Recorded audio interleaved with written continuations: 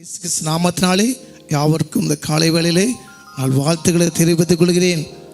தேவன் நான் கொடுக்கப்பட்ட ஒரு ஆசீர்வாதமான செய்தி பார்ப்போம். 1 கொரிந்தியர் 1ஆம் அதிகாரம் 28 வசனங்களை வாசிப்போம். உள்ளவைகளை அவமாக்கும்படி உலகத்தின் இழிவானவைகளையும் அற்பமாய் எண்ணப்பட்டவைகளையும் இல்லாதவைகளையும் தேவன் தெரிந்து கொண்டார்.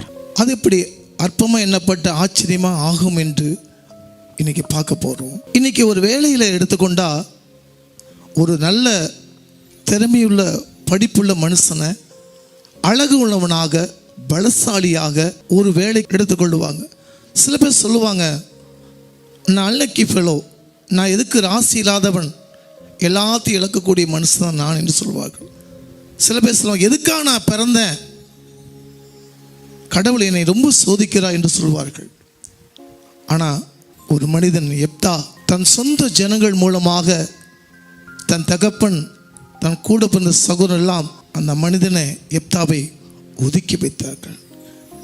ஏனென்றால் அந்த எப்தாவுடைய தாய் திருமணத்துக்கு முன்பாகவே இந்த மகனை எப்தா பெற்றெடுக்கனால ஒரு விதமான பட்டத்தை கொடுத்து அந்த மகனை ஒதுக்கி வைத்தார்கள். தோப்பு என்ற தேசத்துக்கு அவர் கடந்து போறார். எல்லாரும் என்னை வெறுக்கிறாங்கன்னு சொல்லி ஒரு நாடு கடந்து போறார். அங்க போய் தனிமையிலே என்ன செய்தார்னால் ஒரு மிகப்பெரிய ஒரு பராக்கிரமசாலியாக ஒரு யுத்தம் செய்கிற மனிதனாக அங்க வாழ்ந்து வந்தார்.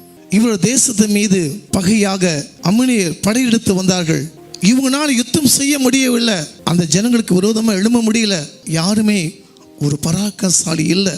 இந்த ஜனங்கள் எல்லாம் முடிவெடுக்கிறாங்க, தோப்பு தேசத்திலேயே போய் எப்தா இருக்கிறாரே, ஒருவேளை எப்தாவை கூப்பிட்டா நம்மளை வருவாரா என்று சொல்லி அந்த ஜனங்கள் எல்லாரும், ஏன்னா அந்த தேசத்தில் மிகப்பெரிய ஒரு பராக்கிரமசாலியாக இருக்கிறார், தகப்பன் தாய் எல்லாரும் கைவிட்ட நிலைமையிலும் எப்தா என்ன செய்தார்னா தன்னுடைய திறமையிலே அவர் காலோண்டி நின்றார். தேவனுடைய கிருபையில் அவர் வாழ்ந்தார். கடைசியில் எந்த ஊரார் எப்தாவை ஒதுக்குனார்களோ, தன் தாய் தகப்பன் ஒதுக்குனாங்களோ, அதே தேசத்தில் எப்தாவை தேடி வந்தார்கள்.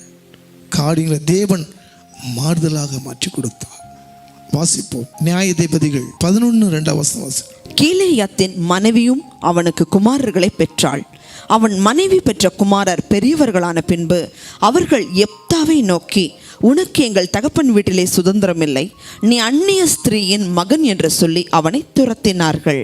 உலகத்தில் வாழ்ந்தாலும் பேசும், தாழ்ந்தாலும் பேசும், ஒரு பட்டத்தை கொடுத்து ஒதுக்கி வச்சுட்டாங்க. ஆனால் கர்த்தர் பாருங்கன்னா, எந்த இடத்துல அந்த மகன் வெக்கப்பட்டு போனாரோ அதே இடத்துல கர்த்தர் மீண்டும் கொண்டு வரார்.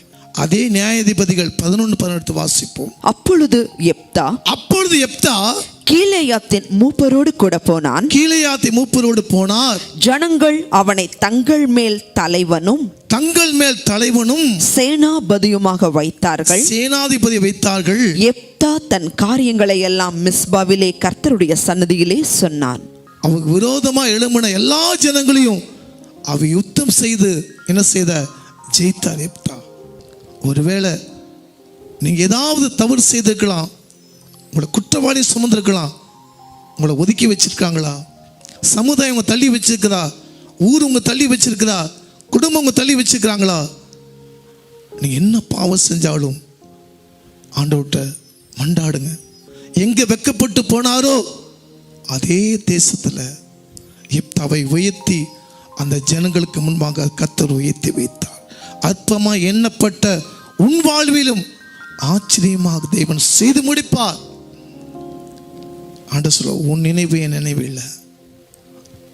இதை பார்த்து கொண்டு உங்க வாழ்க்கையில் அற்பமா அவங்க நினைக்கிறாங்களா, வேஸ்ட்டு, புரோஜனம் இல்லாதவன் இவன், மக்கு படிப்பறிவு இல்லாதவன் இவன், வேஸ்ட்டு. ஒருவேளை சமுதாயம் உங்களை ஒதுக்கலாம். தேவனை யாரும் தேடி போவாதீங்களா? திக்கற்ற பிள்ளைகளையும் அனாதைகளையும் விதவைகளையும் விசாரிக்க போவார்.